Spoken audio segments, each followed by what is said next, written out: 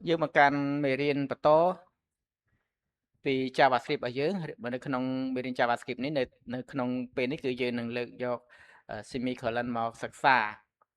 ថាតើ semicolon នៅក្នុង JavaScript ហ្នឹងវាមានតួនាទីសម្រាប់អ្វី semicolon ហ្នឹងគឺសញ្ញាបែបនេះ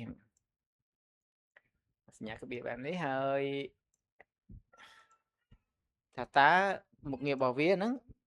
សម្រាប់ធ្វើអ្វីអញ្ចឹង semicolon ហ្នឹងគឺជាសញ្ញាប្រើសម្រាប់បញ្ចប់ statement បានន័យថានៅពេលដែលយើងសរសេរកូដមួយ statement ចប់គឺយើងត្រូវប្រើ semicolon នៅចុងបញ្ចប់នៃ statement នោះមួយបានន័យថាវាបានន័យថាបញ្ជាក់ពីការបែងចែករបៀងមួយ statement មួយ statement មួយ statement អញ្ចឹងណាឥឡូវយើងទៅមើលជាក់ស្ដែងឧទាហរណ៍យើងមាន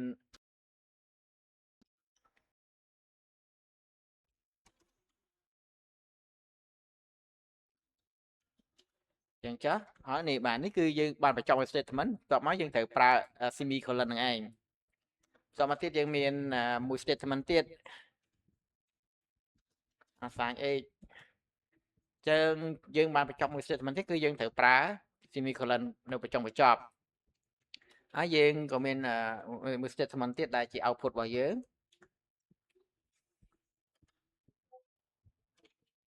name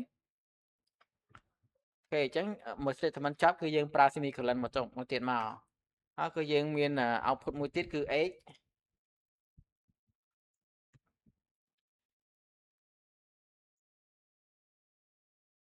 អូខេបញ្ចប់មួយទៀតបាទយើងមាន4 statement ហើយយើងក៏មាន4 semicolon នៅចុងបញ្ចប់នោះដែរដូច្នេះសរុបរួមមក semicolon ហ្នឹងគឺជាការដាក់បញ្ចប់នៅចុងនៃ statement របស់យើងដើម្បីឲ្យកូដអានបានងាយស្រួល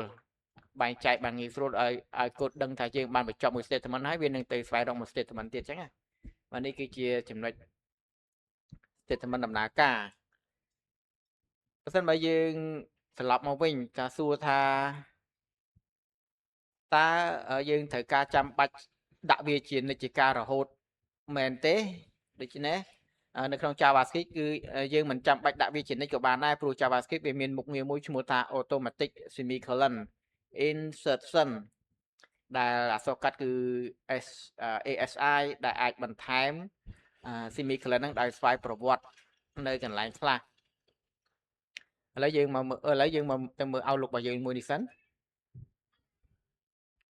ដូច្នេះវានឹងបង្ហាញឈ្មោះហើយនឹង x ប៉ុន្តែបើសិនបើយើងដោះលុប semicolon ចេញតើវាដំណើរការឬក៏អត់ទៅពេលដែលយើងភ្លេចដាក់ឬក៏មិនបានប្រើវាឥឡូវតើយើងលុបវាចោលអញ្ចឹងចុះសួរថាតើវានៅដំណើរការឬក៏អត់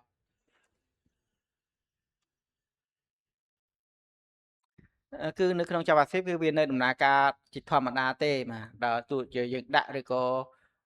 ជួយជាយើងភ្លេចដាក់ឬក៏ដាក់ក៏ដោយវានៅតែដំណើរការពីព្រោះកម្មវិធី JavaScript ហ្នឹងវាមានមុខងារ automatic semicolon insertion ហ្នឹងឯងជាវាដាក់ automatic ឲ្យប៉ុន្តែហេតុអ្វីបានជាគេនៅតែប្រើ semicolon ហ្នឹងដូច្នេះការប្រើ semicolon ធ្វើឲ្យកូដមានភាពច្បាស់លាស់និងជៀសវាងបាំងមួយចំនួនវាជាកត្តាមួយសំខាន់សម្រាប់ទោះបីជាវាមានលក្ខណៈ insert automatic យ៉ាងណាក៏ដោយក៏ប៉ុន្តែវាមានពេលខ្លះក៏វាមានការច្រឡំដែរបើសិនបើយើងអត់បានដាក់វាអត់បានដាក់ semicolon ហ្នឹងអញ្ចឹងសម្រាប់យើងជាអ្នកprogramming ជាអ្នកសរសេរគួរតែប្រើ semicolon ជាចាំបាច់ដើម្បីឲ្យកូដយើងដំណើរការបានដោយរលូនអញ្ចឹងណាពីព្រោះវាមានពេលខ្លះគោមានការច្រឡំដែរនៅក្នុងការសរសេរដែលយើងអត់ប្រើ semicolon ហ្នឹងបាទអញ្ចឹងដូច្នេះសម្រាប់ការប្រើប្រាស់ semicolon គួរតែយើងទាំងអស់គ្នាអាចយល់បានច្បាស់លាស់ហើយអ្វីដែលសំខាន់សម្រាប់ការ recommend គឺយើងសរសេរកូដ